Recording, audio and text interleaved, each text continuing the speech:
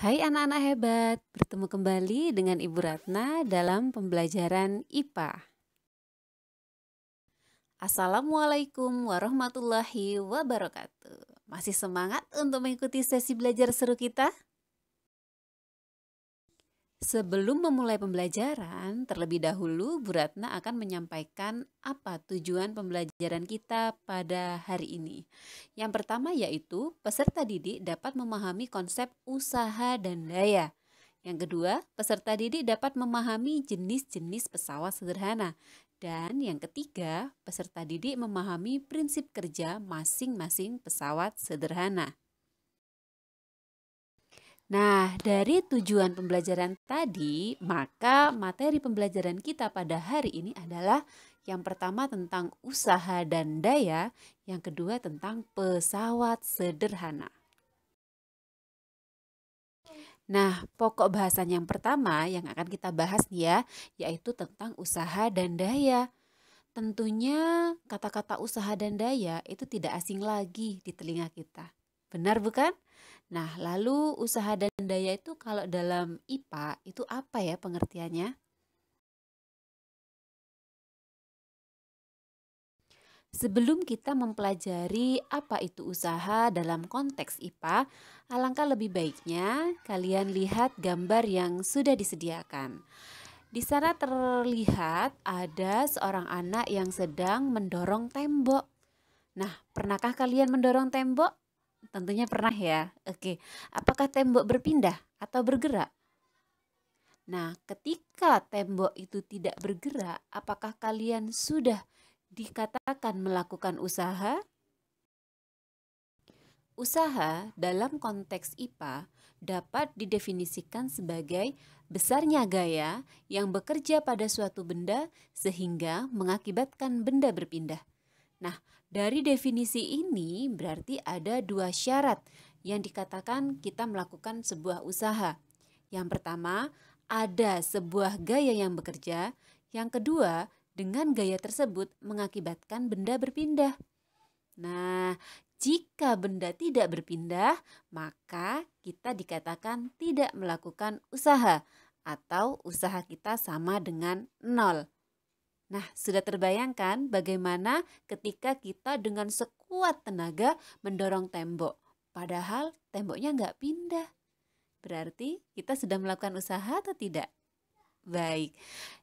Secara matematis, besarnya usaha itu dapat dicari menggunakan rumus W sama dengan F kalikan S. Apakah itu W?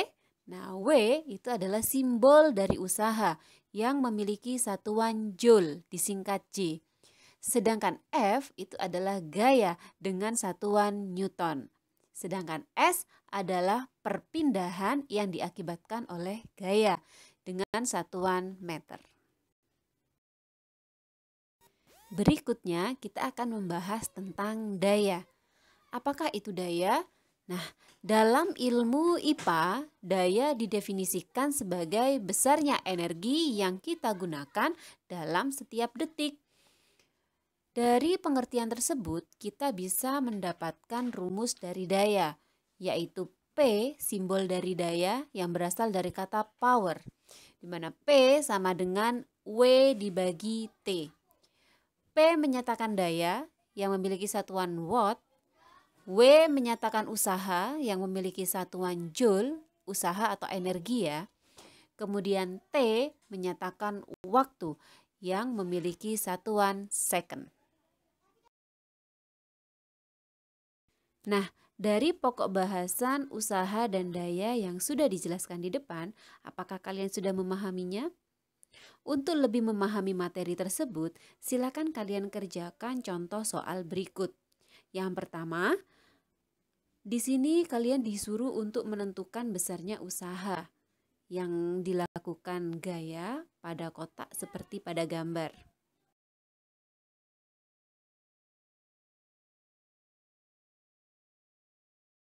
Pada soal nomor 2 masih tentang gaya. Tapi perlu diperhatikan di sana ada beberapa gaya yang bekerja. Lalu bagaimana ya cara menentukan usahanya? Iya, jadi kita cari resultan gayanya dulu. Selamat mengerjakan. Berikutnya contoh soal yang terakhir ini ya, atau contoh soal yang ketiga. Di sini kalian disuruh untuk menentukan daya yang dikeluarkan oleh siswa. Ya, silakan dikerjakan. Nah, dari ketiga contoh soal sebelumnya, mudah-mudahan kalian sudah memahami konsep dari usaha dan daya. Berikutnya kita akan membahas tentang pokok bahasan yang kedua, yaitu tentang pesawat sederhana. Tidak asing kan? Di sekolah dasar, kalian sudah mendapatkan materi tentang pesawat sederhana. Nah, di tingkat menengah, kalian akan lebih mendalami tentang pesawat sederhana. Masih ingat kan artinya? Ya, betul sekali. Pesawat sederhana merupakan alat yang dapat kita gunakan untuk mempermudah pekerjaan kita. Ada beberapa macam pesawat sederhana yang akan kita bahas. Yang pertama ada katrol, yang kedua ada roda berporos, yang ketiga ada bidang miring, dan yang keempat ada tuas atau pengungkit. Yang pertama pesawat sederhana yang akan kita bahas adalah katrol.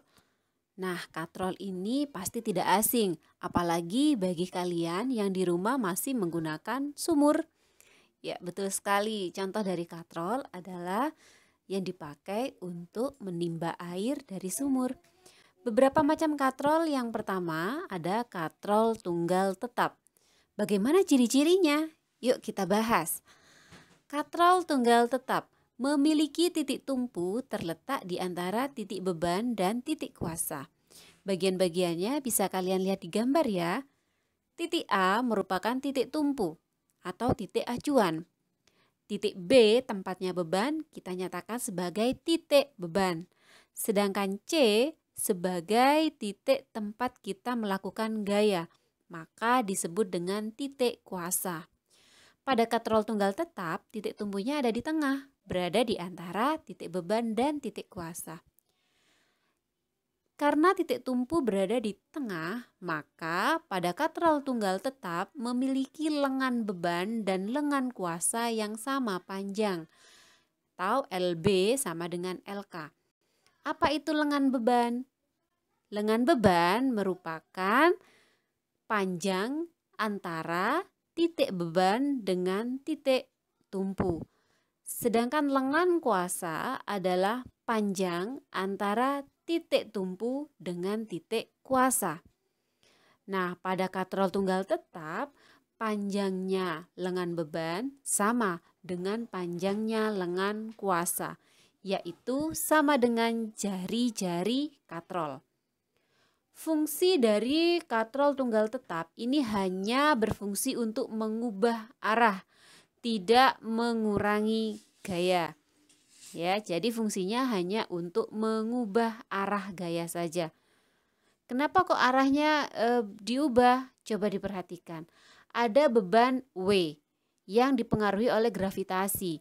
Gravitasi itu arahnya ke bawah. Kalau kita tidak menggunakan katrol, maka kita akan merasa pekerjaan kita itu lebih berat ketika kita mengambil air dari sumur tanpa menggunakan katrol. Tetapi dengan menggunakan katrol, arah gayanya diubah. Jadi gaya F itu searah dengan gaya gravitasi. Sehingga ini menimbulkan atau kita merasa pekerjaan kita lebih mudah. Setiap pesawat sederhana memiliki yang namanya keuntungan mekanis. Apa itu keuntungan mekanis? Keuntungan yang kita peroleh dengan menggunakan pesawat sederhana. Adapun keuntungan mekanis pada katrol tunggal tetap sama dengan 1. Dari mana angka 1? Ya, keuntungan mekanik bisa dicari dengan FB dibagi FK atau W dibagi F, di mana W adalah beban dan F adalah kuasa. Atau sama dengan LK dibagi dengan LB, lengan kuasa dibagi dengan lengan beban. Nah, karena pada katrol tunggal tetap LB-nya sama dengan LK, maka keuntungan mekaniknya sama dengan 1. Jenis katrol yang kedua yaitu katrol tunggal bergerak atau dinamakan katrol bebas. Gambarnya seperti yang terlihat. Nah, katrol bebas atau katrol tunggal bergerak ini memiliki beberapa ciri, yaitu yang pertama, titik beban berada di antara titik tumpu dan titik kuasa. Jadi titik bebannya ada di tengah. Pada gambar, titik beban dinyatakan oleh titik A, sedangkan titik B adalah titik kuasa dan C adalah titik tumpu. Dari gambar bisa terlihat bahwa lengan beban atau LB itu sama dengan jari-jari katrol. Sedangkan lengan kuasa atau LK itu panjangnya 2 kali lengan beban. Nah, untuk katrol tunggal bergerak ini memiliki fungsi memperbesar gaya. Inilah yang membedakan katrol bebas dengan katrol tunggal tetap. Bagaimana keuntungan mekanisnya? Nah, dengan menggunakan persamaan yang sama yaitu W per F atau FB per FK sama dengan LK per LB, maka diperoleh angka 2. Jadi keuntungan mekanis dari katrol tunggal bergerak sebesar 2. Dari mana 2? Ya, karena lengan kuasa 2 kali lengan beban. Jenis katrol yang ketiga yaitu sistem katrol, takal, atau katrol berganda. Merupakan gabungan dari beberapa katrol. Sistem katrol ini biasa kita lihat pada proyek-proyek pembangunan gedung bertingkat. Untuk menyalurkan material dari lantai bawah ke lantai paling atas, nah untuk mempermudah pekerjaan tersebut biasanya digunakan sistem katrol atau takal. Keuntungan mekanik dari sistem katrol bisa kita lihat dari jumlah tali yang menopang beban. Perhatikan gambar yang pertama. Beban seberat 100 Newton menggunakan katrol bergerak. Jadi kita hanya butuh separuh saja untuk mengangkat beban 100 Newton. Maka gaya yang kita perlukan 50 Newton. Kemudian arah 50 Newton, gaya 50 Newton itu diubah arahnya oleh katrol tetap. Sehingga kita hanya memerlukan 50 Newton untuk menarik atau mengangkat beban sebesar 100 Newton. Berarti keuntungan mekaniknya yaitu 2. Dari mana? W per F. W-nya 100 Newton, F gaya yang kita lakukan 50 Newton. Jadi 100 dibagi 50 hasilnya 2. Itu keuntungan mekanik gambar yang pertama. Lalu keuntungan mekanik gambar yang kedua, kita lihat jumlah tali yang menopang beban. Beban W itu ditopang oleh 3 tali di atasnya. Ada F, F, dan F. Berarti di sana ada 3 tali yang menopang W. Maka gambar 2 memiliki keuntungan mekanik sebesar 3. Perhatikan gambar yang keempat. Gaya berat, beban ya, beban atau gaya berat. Nah, ini ditopang oleh 4 tali. Ada angka 1, angka 2, angka 3, dan angka 4. Nah, maka keuntungan mekanik untuk gambar 3 adalah sebesar 4. Jadi bagaimana nih yang gambar 4? Oke, silahkan kalian cari berapa keuntungan mekanik di gambar 4. Bagaimana anak-anak belajarnya? Masih semangat ya? Nah, sekarang yang kedua kita akan bahas tentang pesawat sederhana yaitu roda berporos. Roda berporos ini prinsip kerjanya sama dengan gear ya atau roda gigi. Jadi roda gigi ini merupakan sepasang roda bergigi saling bersambungan yang dapat digunakan untuk menambah atau mengurangi gaya, di samping untuk mengubah besar dan arah kecepatan putaran. Prinsipnya adalah Roda gigi yang besar memberikan gaya yang lebih besar, sehingga kuasa yang diperlukan lebih kecil. Tetapi ini harus dibayar dengan kecepatan putar yang lebih lambat. Atau sebaliknya, roda gigi yang kecil memberikan kecepatan putar lebih cepat. Tetapi ini memberikan gaya yang lebih kecil sehingga harus dibayar dengan kuasa lebih besar. Itulah prinsip kerja dari roda berporos. Nah, contohnya apa saja? Ada kursi roda, ada roda sepeda, dan sebagainya. Jenis pesawat sederhana yang ketiga yaitu bidang miring. Sesuai dengan namanya ya, bidang miring merupakan suatu permukaan miring yang penampangnya berbentuk segitiga. Kalian bisa lihat di gambar yang pertama. Nah, itu contoh dari bentuk bidang miring. Bagaimana prinsip kerja bidang miring? Jadi, bidang miring itu tidak mengurangi usaha anak-anak. Contohnya ketika kalian ingin mengangkat sebuah kotak dari lantai ke truk. Ya, dengan cara biasa tanpa menggunakan bidang miring, usahanya itu sama ketika kalian menggunakan bidang miring. Lalu apa fungsinya bidang miring? Nah, bidang miring ini fungsinya hanya mempermudah melakukan usaha tanpa mengurangi besarnya usaha yang kita lakukan. Kemudian, prinsip dari bidang miring, semakin panjang bidang miring, maka semakin besar keuntungan mekanisnya. Artinya, kita semakin mudah untuk melakukan usaha. Nah, pada bidang miring berlaku persamaan. F kali S sama dengan W kalikan H. Apa itu? F di sini kita sebut sebagai gaya atau kuasa. N, dia dengan satuan N, Newton. S ini perpindahan benda. Ya, jadi benda berpindah sejauh berapa dalam satuan meter. Kemudian W adalah berat beban yang kita dorong. Satuannya juga Newton. H ini adalah tinggi bidang miring dari permukaan tanah. Satuannya dalam meter. Nah, ketika menggunakan bidang miring, kita pasti menemukan atau merasakan keuntungan. Nah, itu dinamakan keuntungan mekanis.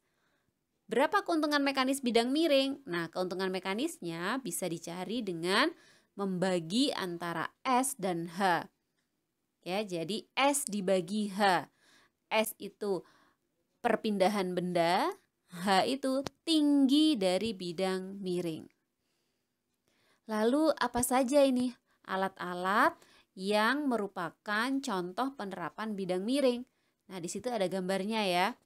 Ketika seorang anak menaikkan drum di atas truk menggunakan papan yang dimiringkan. Kemudian paku itu ujungnya juga miring. Itu penerapan bidang miring. Tangga. Ya, nah tangga ini fungsinya untuk mempermudah kita melakukan sebuah usaha. Sekrup, kemudian pahat, kapak, mata kapaknya kan miring ya. Nah, kemudian pisau dan mata bor. Inilah contoh-contoh dari penerapan bidang miring.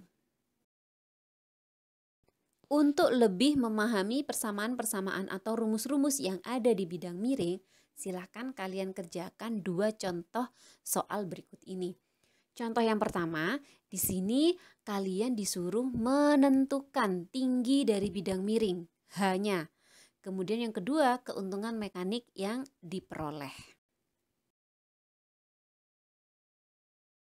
Contoh yang kedua, di sini kalian disuruh untuk mencari besarnya gaya F dan keuntungan mekanik dari bidang miring. Selamat mengerjakan. Berikutnya jenis pesawat sederhana yang terakhir nih yang akan kita pelajari, yaitu tuas atau pengungkit. Tuas atau pengungkit merupakan pesawat sederhana yang berbentuk batang keras sempit yang dapat berputar pada satu titik. Nah, satu titik tersebut disebut dengan titik tumpu. Adapun bagian-bagian dari tuas, silakan kalian perhatikan gambarnya. Tempat kita melakukan gaya disebut dengan kuasa, disimbolkan dengan huruf F besar. Kemudian titik tumpu, titik di mana tuas bertumpu. Kemudian titik beban atau W ini merupakan tempat di mana beban berada atau beban akan diungkit.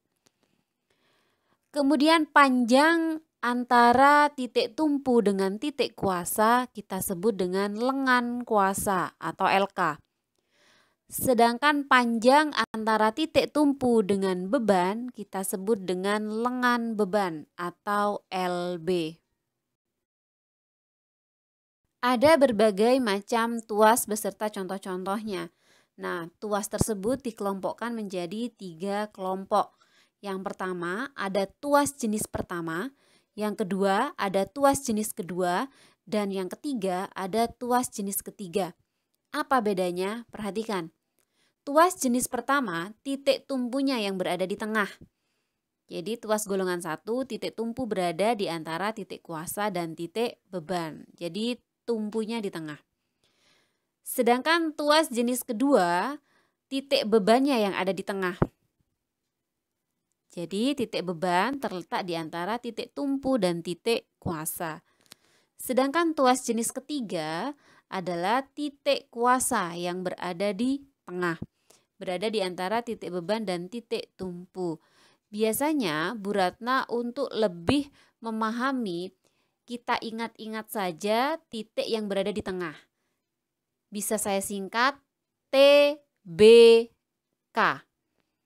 T itu untuk tuas pertama, T itu untuk tumpu, berarti tumpunya ada di tengah. B itu tuas jenis kedua, beban, berarti titik bebannya yang di tengah. K, kuasa, itu untuk tuas jenis ketiga, berarti tuas jenis ketiga titik kuasanya yang ada di tengah. Jadi kita singkat TBK, tumpu, beban, kuasa yang berada di tengah. Lalu apa contohnya? Alat-alat yang termasuk tuas jenis pertama, kedua, dan ketiga. Nah, di situ sudah ada gambarnya anak-anak. Ya, tuas golongan pertama ada gunting, ada tang, ya, kemudian ada palu. Tuas golongan kedua ada apa saja itu? Pemecah kemiri, kemudian gerobak satu roda di depan, kemudian pembuka tutup botol. Nah, itu tuas golongan 2. Tuas golongan 3 ada staples, ada pinset, ada skop, dan sebagainya. Setelah memahami macam-macam tuas beserta contohnya, sekarang kita akan pelajari bagaimana prinsip kerja dari tuas. Tuas dalam keadaan seimbang akan berlaku persamaan W kali LB sama dengan F kalikan LK. Beban kalikan lengan beban sama dengan kuasa kalikan lengan kuasa. Nah, ini prinsip kerja dari tuas ya.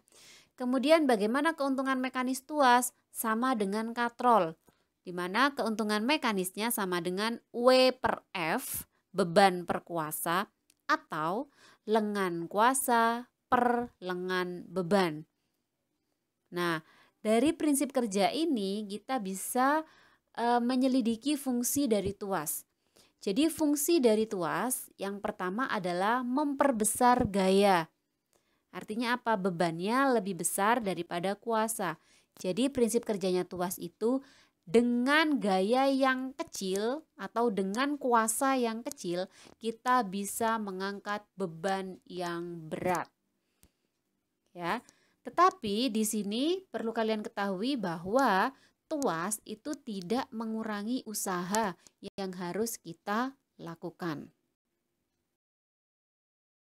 Nah, untuk lebih memahami prinsip kerja dari tuas, silakan kalian kerjakan contoh soal berikut ini.